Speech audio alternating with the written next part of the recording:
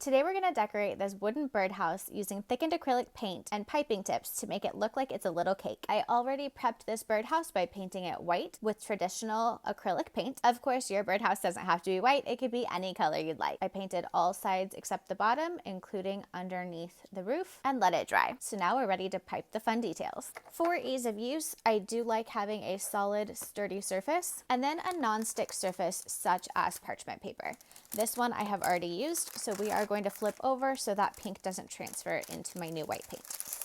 Next, we will put the birdhouse on top. And because this is small, you normally would not want to move the birdhouse too much once you've piped something, especially the bottom. So I think I'm gonna pipe the roof first and finish it off with the bottom to have less chance of ruining the bottom. When you start piping, remember that wherever you start and end, there will always be a seam or a starting or stopping point. So for this one, I'm going to start here at the front and work my way around down the side and up the top. You're going to hold the piping bag in the palm of your hand and squeeze with your fingers and the palm of your hand.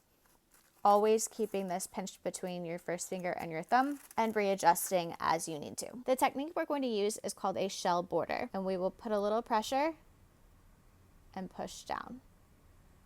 And then put a little pressure, lift up and push down. So you're making like a wave. Pressure and down.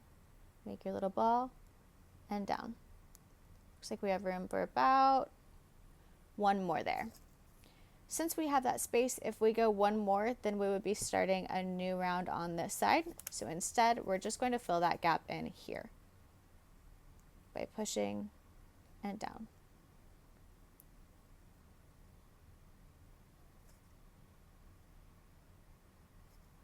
Same thing here. We could go one more, but I think we can just go up to the top here. Making sure we stay on the top border and not letting it fall off the side. Get two more. And there we have the first side of our birdhouse roof. Now we'll go to the other side and we'll do the same thing. I am going to adjust my grip, squish this down a little bit more so I have more control over the bag. To make it match, I'm going to start from the front again and go the opposite of what we just did. So that way the seams will line up the same.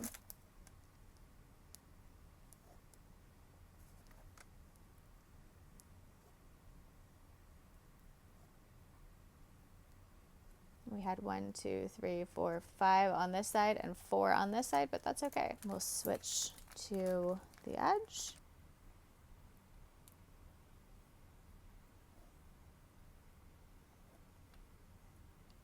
And you can see that I accidentally just touched that edge with my hand, but we're gonna go around the front anyway, so that'll be okay. Now we're gonna come up the back side.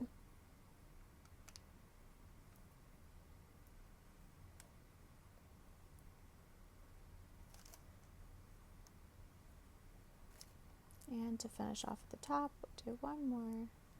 So the reason I would normally start out both in the same spot to have a pretty seam is because you can't always control the end seam as well.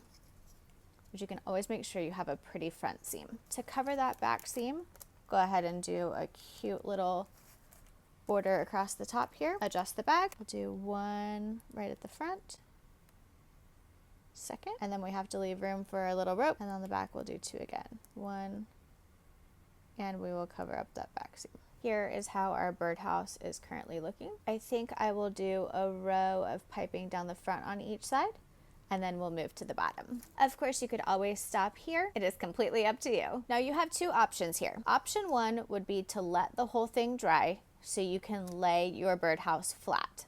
This will take about 24 hours because what we don't want to do right now is lay this down and have all of those pretty ruffles go flat. The other thing you could do is what I'm going to do, and just hold your birdhouse at an angle. I am making sure that I am balanced on this back edge and not letting the back of my birdhouse touch the surface, but still able to be straight on with the front where I'm piping. Now I'm going to go in on the front ledge and pipe a row on the right and a row on the left.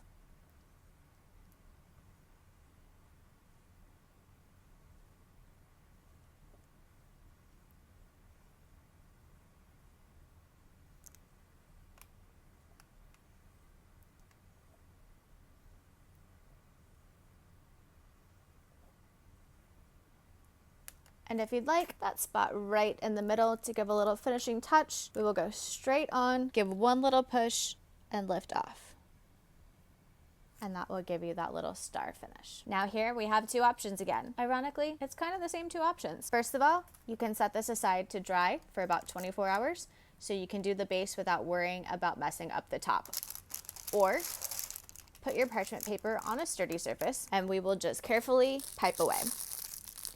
First, I'm going to adjust my piping bag so I have a good grip. I'm going to go in with the same shell border. Here, the benefit of having the parchment paper on top of the sturdy surface is we can kind of spin the parchment paper around carefully without moving the birdhouse itself. Plus, when it comes to move it to dry somewhere not on your painting surface, you can easily pick this up and move it without touching any of the birdhouse or damaging the piping. Just like we did on the roof, we are going to start piping at this back corner. Because we are able to do a solid line around the outside, I know there will be a seam at the back, which I want it to be a hidden corner and not somewhere in the front. So I do not want to start in the front. I am going to do this first side on an angle just for ease of showing you, and then we will switch to flat for the rest. So I will start back here on the back corner.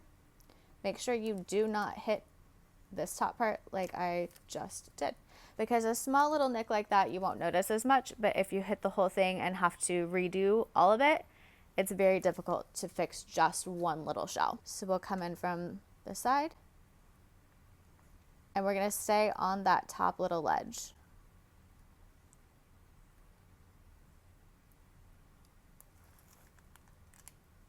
From here, I'm gonna put the birdhouse where I want it and just move the parchment paper.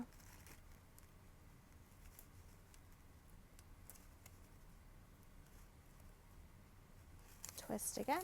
This is the one that will be difficult for you to see, but we're just going to go in on that little edge, making sure that the piping tip stays close to the corner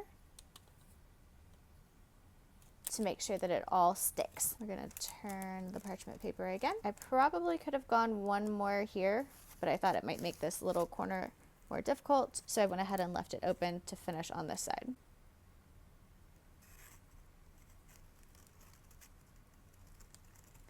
And to get that last little spot, we'll just go in carefully and fill it in. And that is why I wanted to keep this corner on a back corner and not a front corner. Now, because of this little platform, it did give us a little bit of wiggle room between where we put the paint and the surface. So it actually will not stick to this. I can lift it right up and move it. However, if you don't like seeing that piece of wood, you can always go in along with another round of piping around the outside to finish it up. Now, this is the point with this project that you would go in and add any sort of glitter, sprinkles, or other decorations to it. Make sure you do that while the paint is still wet. Over about the next hour or two, it will start to create a little bit of a film or a crust on the paint. It does dry from the outside in, which does give it a little bit more grace from getting squished, but it can still definitely be damaged, and of course your glitter or sprinkles or decorations would not stick. So make sure you do that while it's still wet and then leave it alone to dry. It should be dry in about 24 hours. Here we are 24 hours later and our little cake birdhouse is dry. You're able to touch it, put it out on display. There is still a little bit of give in the paint, so I wouldn't put anything on top of it that might crush or squish the paint, but it is dry enough to consider this project complete.